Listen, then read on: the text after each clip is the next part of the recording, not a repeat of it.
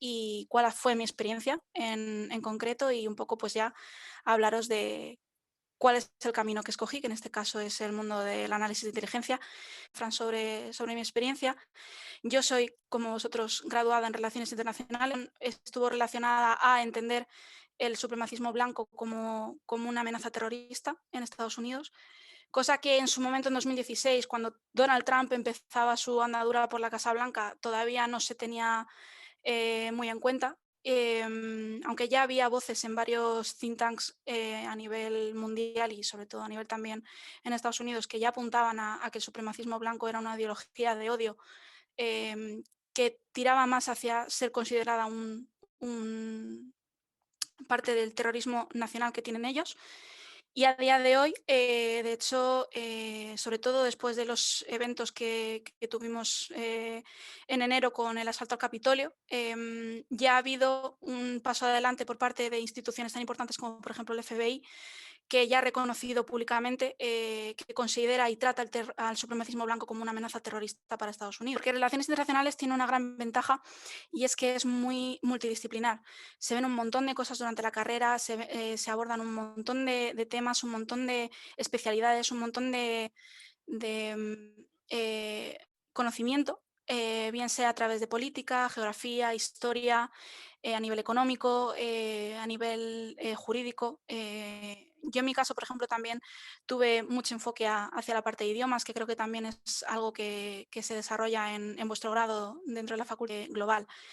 Sin embargo, yo en mi caso pues me tiré hacia lo que es la línea de seguridad y defensa. Dentro de esta parte hay varias opciones para poder entrar a nivel laboral. En este caso, por supuesto, cuerpos y fuerzas de seguridad del Estado. Una vez terminas la carrera, puedes entrar a hacer la oposición sobre todo de las escalas mayores de cuerpos y fuerzas de seguridad del Estado. Aquí en España era muy poco conocida la figura del analista. De hecho, se vinculaba sobre todo lo que es el analista de inteligencia a esa parte más pública de lo que es el Centro Nacional de Inteligencia o de cualquier otra entidad enfocada hacia la seguridad y defensa a nivel militar o sobre todo de seguridad de la infraestructura. Pero poco a poco y gracias a que nuestro sector es un sector muy amplio y muy colaborativo en este punto, a nivel con otros estados, con otras empresas, poco a poco nos fue llegando la influencia desde Estados Unidos para poner foco sobre la necesidad que tienen las empresas también de tener esta parte cubierta de la seguridad, a la seguridad a nivel de infraestructura, a nivel de desarrollo de negocio, a nivel de eh, también, por ejemplo, de sus clientes, ¿de acuerdo? Sin tener que depender de una entidad externa. En España, por ejemplo, hasta hace pocos años, el CNI se encargaba de dar esa cobertura a las grandes empresas que había aquí en España, pero ahora las grandes empresas están dedicando a hacer sus propias células de inteligencia con analistas formados, analistas que incluso también a veces vienen de esa parte pública, con el objetivo de generar valor de negocio dentro de la propia empresa. La inteligencia no hablamos de lo que es el cociente intelectual, no hablamos de si una persona es lista o no lo es, sino que en este caso se entiende la inteligencia como información, ¿vale? Como una transformación de la información, ¿de acuerdo? Para ello hay una analogía que se hace muchas veces y es ese paso de la diferencia que hay entre el dato y la información. Ahí, por ejemplo, lo comento en la presentación, no es lo mismo perro y verde que decir perro verde. Y esto es un símil que se nos pone muchas veces a los analistas cuando nos estamos formando, que es el proceso del dato a la inteligencia, ¿de acuerdo? Nosotros partimos de datos, ¿de acuerdo? Datos que por sí mismos no significan nada. O sea, ahí tenemos unas palabras, que en este caso serían perro, verde, luna o tejado, que por sí solas no nos dicen nada. No sabemos nada de ellas, simplemente son datos que se les suele denominar datos no estructurados, que están ahí pero que no nos aportan ningún tipo de información adicional. Es cuando ya analizamos y normalizamos esa información cuando los datos pasan a ser información. En este caso, partimos de no saber nada sobre estas palabras a poder saber fotografías, pruebas, mapas conectados con un montón de hilos. Digamos que el analista lo que hace es montar esos hilos, saber, intentar descubrir cómo la información A conecta con la información B y qué otras maneras de conectar puede tener, o si a lo mejor hay elementos adicionales, como en este caso puede ser C o D, que también nos ayuden a aportar más valor a la información. En este punto, con la percepción podríamos tener ese ejemplo de saber que el perro sube al tejado todos los días, que la luna no puede ser verde o que al perro le gusta la luna. Gracias a eso y combinando esas percepciones que hemos hecho con el conocimiento del que ya partimos, nos da como resultado la sabiduría, es decir, el camino óptimo. ¿Qué maneras puedo obtener esa información? ¿De acuerdo? En este caso, dentro del mundo de la inteligencia, dependiendo del origen de la información, hablamos de diferentes disciplinas, ¿de acuerdo? Un analista, de hecho, suele especializarse en alguna de estas disciplinas con el objetivo de sacar el mayor partido de la explotación y el procesamiento de la información que nos pueden dar este tipo de fuentes. En este caso, todas tienen un nombre, como podéis ver en este gráfico, que vienen básicamente de la conjunción del nombre de la fuente con la palabra inteligencia. Por ejemplo, en este caso, HUMINT, estaríamos hablando de fuentes humanas. En este caso haríamos referencia a cualquier información que provenga de una persona, bien sea porque, por ejemplo, tenemos un contacto o acudimos a un seminario en el cual dan una serie de conferencias, una serie de charlas, y ahí lo que hacemos es extraer información sobre qué es lo que se dice en la conferencia, quiénes son las personas que han acudido, por ejemplo. Todo eso sería información proveniente de fuentes humanas. También tenemos ahí, por ejemplo, el OSINT, que sería inteligencia de fuentes abiertas, que en este caso es la especialización que tengo yo. ¿Qué se puede entender por fuentes abiertas? En este punto es cualquier información que provenga de, digamos, Internet, por así decirlo, pero que tenga además un carácter público, es decir, una información que no esté clasificada o que no tenga una difusión restringida o limitada. ¿A qué viene a significar esto? Pues en este caso, fuentes abiertas serían las redes sociales, por ejemplo, fuentes abiertas serían los buscadores de Internet, Google, Bing, Yahoo y otros más que hay. Pero no sería todo aquello a lo cual no se tiene acceso si no tienes, por ejemplo, una contraseña y un usuario. En este caso, por ejemplo, no se consideraría fuente abierta el acceder al correo de una persona o el ver las conversaciones de WhatsApp de una persona que estemos investigando. Y, por ejemplo, tampoco lo sería un grupo privado de Facebook o un perfil privado de Instagram, ¿de acuerdo? Nosotros lo que hacemos básicamente es extraer, especializarnos en extraer y en dar valor a la información que cualquiera de nosotros, con un par de trucos, podría conseguir, ¿de acuerdo? Yo me muevo mucho, por ejemplo, también en redes sociales, en foros, en blogs, medios de comunicación y luego también en la parte que se considera de Deep Web, que es toda aquella parte del gran mundo de Internet que no viene indexado en los buscadores.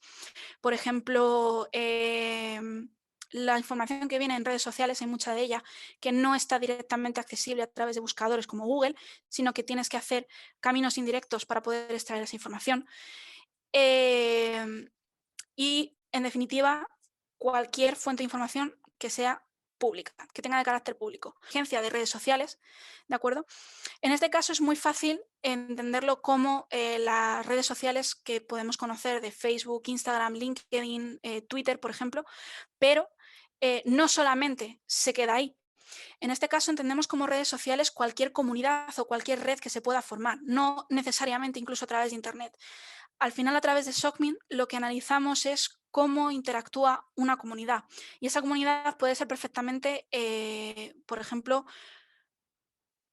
una empresa con sus empleados, cómo se relacionan sus empleados, cómo analizar relaciones, interacciones, ¿de acuerdo? Obviamente entran también las redes sociales que todos conocemos, que también generan mucho análisis a través de fuentes SOCMIN, pero sí me gusta explicar que en este caso es mucho más aparte de las redes sociales. Luego, por ejemplo, también tenemos IMINT, que sería inteligencia de imágenes, COMINT, que sería inteligencia de comunicaciones, y ELINT, que sería inteligencia electrónica, que en este caso estaría más enfocado hacia lo que se denomina inteligencia de señales. Pues estamos hablando, por ejemplo, de radares, de satélites, por ejemplo, micrófonos, ¿vale? Todo eso entraría dentro de esa parte. GEOINT, que habla más de inteligencia a nivel geoespacial. Hablamos de, pues eso, también esos satélites, pues como por ejemplo podría ser Google Maps, análisis de esas imágenes de satélite que pueden generar. Medint, que en este caso sería inteligencia sanitaria, muy importante ahora durante toda la situación de emergencia del COVID-19, porque ha habido muchísimos analistas que han tenido que especializarse en este tipo de disciplina, en este caso, para poder ayudar en la toma de decisiones o tratar de hacer un poco más rápida la toma de decisiones en una situación de crisis y de emergencia como ha sido ahora mismo en todos los países del mundo la enfermedad de la COVID-19. Y luego, por último, también, por ejemplo, tenemos TechInt, que en este caso sería inteligencia técnica enfocada hacia el desarrollo tecnológico. En este caso, por ejemplo, hablamos de investigación de mercados, hablamos de diseño de productos, hablamos de tecnologías, con lo cual es un poco toda la información que puede venir de toda esa... Es algo bastante nuevo, lleva pocos años digamos, estandarizado de forma académica. En este caso, la ciberinteligencia no se considera una disciplina más de lo que es la inteligencia. ¿Por qué? Porque en este caso la ciberinteligencia, aunque está enfocada a la defensa y la prevención dentro de lo que es el entorno del ciberespacio, lo que buscamos al final es servirnos de las demás disciplinas para cumplir los objetivos que busca la ciberinteligencia. Poder controlar qué información se puede encontrar sobre ti en Google, por ejemplo, al final son un montón de cosas distintas que se tienen que ir abordando poco a poco, pero que a pesar de ello, como es tan gris este mundo, al final suele ser muy complicado definirlo y regularizarlo. Por eso la ciberseguridad básicamente lo que busca es defender y proteger cualquier infraestructura de un sistema informático de la seguridad de información. Trabaja como herramienta para la ciberseguridad, ¿de acuerdo? Con el objetivo de tener ese carácter preventivo, esa parte de intentar detectar esas vulnerabilidades de forma preventiva antes de que ocurra el ataque, ¿de acuerdo? Primero, para evitar ataques y en segundo lugar, para que en caso de que con ello se produzca algún tipo de ataque, la respuesta para corregirlo o para asegurar la información sea mucho más rápida. Llevamos nosotros a cabo nuestro trabajo. En este punto, tenemos por un lado esos requisitos, ¿de acuerdo? Son unos pasos que se generan siempre a la hora de llevar a cabo, de abordar un proyecto de análisis de inteligencia, que en este punto pues empezamos siempre con los requisitos, la llegada de los requisitos. ¿Qué son? Pues el analista lo único que hace, su trabajo, el objetivo más importante de su trabajo es facilitar la toma de decisiones para aquellas personas que tienen que tomar las decisiones. Esa toma de decisiones la puede llevar a cabo un capitán, un general del Estado Mayor, el propio presidente del gobierno, pero también lo puede hacer el director de acción. De decir, no solamente es que tengo mucha información, sino que tengo demasiada información. Tanta que a lo mejor un equipo solo no es capaz de abordar toda la información. Por lo tanto, en ese punto hay una concepción más nueva que sobre todo se lleva a cabo en la empresa privada, en el cual los analistas también participan en ese proceso de obtención y adquisición de la información. Una vez se ha hecho todo eso, pasaríamos a la siguiente fase, la cuarta, que es la del análisis, en el cual toda esa información es evaluada mediante distintas metodologías de análisis de riesgo, generación de escenarios, prospectiva, ¿de acuerdo? Para transformarla en inteligencia. Una vez ese proceso de análisis concluye, todo se pone por escrito en un informe que se le denomina producto de inteligencia, orientado a la difusión del análisis. Muchas veces no tiene tiempo para escuchar todo lo que tienes que decir. Es por ello que se nos anima a que ese proceso de análisis sea lo más condensado posible para que la información que se le pase al decisor sea lo más ejecutiva y útil posible. Por ejemplo, un presidente del gobierno no tiene tiempo para leerse todos los días 100 informes de 80 páginas. Ni siquiera tiene tiempo para leerse informes de 10 ni de 5 páginas. A lo mejor el único tiempo que tienes para leerse un informe de una página o de media página. Con lo cual, los analistas también trabajamos esa parte, lo que se denomina esas soft skills de apias. No somos James Bond, no nos dedicamos a teclear fuertemente en un ordenador, en una pantalla negra con muchos caracteres en verde para descubrir el último hacker que ha descubierto. En mi caso, por ejemplo, que cada día evalúo e investigo a personas y empresas en fuentes abiertas, descubro mucha información muy sensible y hay que ser consciente también de cómo tratar esa información, ¿de acuerdo? Por eso, en este caso, el CNI define al analista de inteligencia como aquel que valora, analiza, integra e interpreta la información, ¿de acuerdo? No habla de espías, no habla de James Bond ni tampoco de Super López, ¿de acuerdo? Viene un poco relacionado con esa parte que os comentaba de que no nos consideramos ni queremos considerarnos espías, porque nuestro trabajo por encima de todo tiene que ser objetivo, ¿de acuerdo? A la hora de expresarnos, a la hora de escribir un informe, a la hora de presentarlo, todas nuestras concepciones, todas nuestras ideas políticas, morales, ideológicas, tienen que quedar a un lado porque lo que hay que valorar es la información que se tiene. En extraer información de perfiles de redes sociales para analizarlo en modo grafo, ¿de acuerdo? Un grafo básicamente es un conjunto de nodos, circulitos, conectados entre sí, ¿de acuerdo? Que lo que nos ayuda es, desde esta parte de SOCMIN, que os hablaba al principio de la charla, ayudar a entender a esa persona, hacer un perfil en base a lo que se denomina la huella digital de esa persona, en este caso en redes sociales. La herramienta de FES Entidades es una herramienta que tenemos nuestra, enfocada sobre todo a la extracción de información de fuentes abiertas, sobre todo a nivel de redes sociales y foros, ¿vale?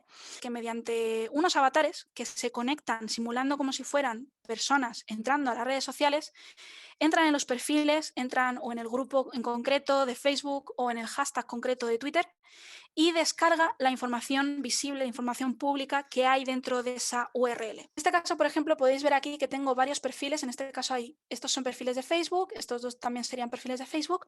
Y aquí tenemos un perfil de Instagram y un perfil de Twitter. Vamos a empezar primero con el perfil de Instagram, ¿de acuerdo?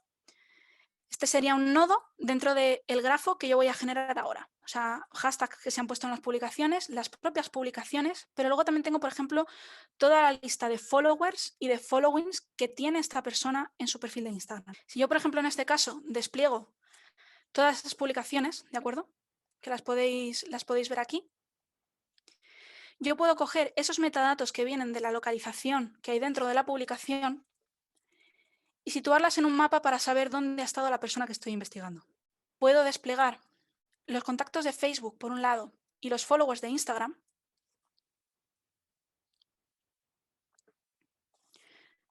Ahí está. Y se me generan aquí dos grafos diferentes, ¿de acuerdo? Aquí por un lado tendría este grafo de aquí, que sería el de Facebook, que estos son los contactos que tienen Facebook, y aquí serían los followers de Instagram. ¿Cómo puedo saber yo si son la misma persona? Muy sencillo. Probablemente tenga los mismos contactos, ¿no? Gracias a esto, a esta herramienta, tenemos un algoritmo que lo que hace es buscarme entre todos estos nodos de aquí y todos estos nodos de aquí, ¿vale?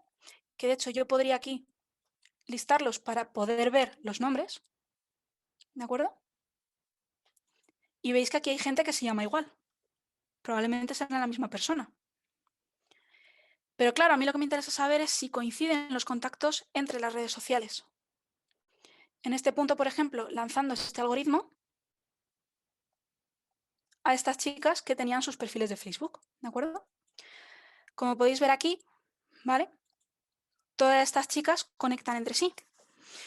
Aquí además podéis ver que la relación que conecta entre unas y otras es doble, ¿de acuerdo? De hecho, podéis ver aquí que hay como flechitas, ¿vale? Porque una va en una dirección y la otra va en otra dirección. Esto lo que me permite saber solamente de este vistazo, no es solamente saber que aquellos que estén conectados entre sí significa que se tienen en su lista de contactos, sino que en este caso, como hay dos direcciones, dos flechas, una en un sentido y otra en el otro, me está indicando que los perfiles de estas chicas están abiertos y yo puedo consultar los contactos que tienen si me meto a su perfil. Por ejemplo, es calibrar cuántos amigos en común tienen cada una. ¿De acuerdo? Con el grosor de la flecha, yo lo que puedo ver es que, por ejemplo, en este caso, Noemí y Beatriz tienen 183 amigos en común, lo cual es una pasada. Vemos aquí, por ejemplo, que entre Leticia y Beatriz hay 55, que entre Noemí y Leticia hay 61. ¿Cuántos likes se han dado a sus publicaciones? En este punto yo puedo saber que Beatriz y Leticia tienen publicaciones y se han dado entre ellas un total de 34. Quiero saber de qué se conocen. Pues no tengo más que seleccionarlas a las 5 y venirme aquí para desplegar en qué grupos están dentro de Facebook. De esta manera podemos ver que, por ejemplo, Noemí pertenece a varios grupos, que estos 3 grupos, por ejemplo, solamente son de ella, y aquí de pronto vemos, oh, un grupo, Medicina, Universidad de Alcalá de Henares, promoción 2006-2012. Pueden ser compañeras de facultad. De pronto aquí veo, por ejemplo, también este grupo en el cual están también Leticia y Noemí. Que yo puedo coger aquí, por ejemplo, y ver cómo se relaciona la gente. Como, por ejemplo, que hay un grupo de personas que probablemente estén conectadas a unas publicaciones que hay aquí que son menos, que a lo mejor han comentado en una o dos publicaciones, y sin embargo, toda esta gente que veo aquí dentro probablemente tenga muchas más relaciones. ¿De acuerdo? Y aplicar otro algoritmo distinto que lo que me permite es ver cuáles son los contactos que más interacciones han realizado. ¿De acuerdo? En este caso podemos ver que esta chica tiene 30 interacciones, que a otro grafo distinto, y desplegar únicamente la información que tienen, ya no solo en este caso de Beatriz, sino con respecto al resto de usuarios que estoy investigando. 3 de las personas objetivo que estamos investigando, que serían Cristina, Molly Runner, que en este caso creo que es Beatriz, si no estoy mal, no, es Starit, vale, y Noemí. De esta manera yo puedo perfilar sus intereses, puedo saber quiénes son sus contactos más destacados, puedo entender de dónde viene, qué ha hecho, en qué ha trabajado, qué ha estudiado y sobre todo qué es lo que le gusta. ¿De acuerdo? Esto es una demostración de las cosas que solemos hacer, por ejemplo, en este caso en nuestra empresa, que nos lo suelen pedir, bien sea para procesos de selección, por ejemplo, para cuando estás aplicando un puesto de trabajo, investigar tu huella digital para saber qué hay de ti en Internet.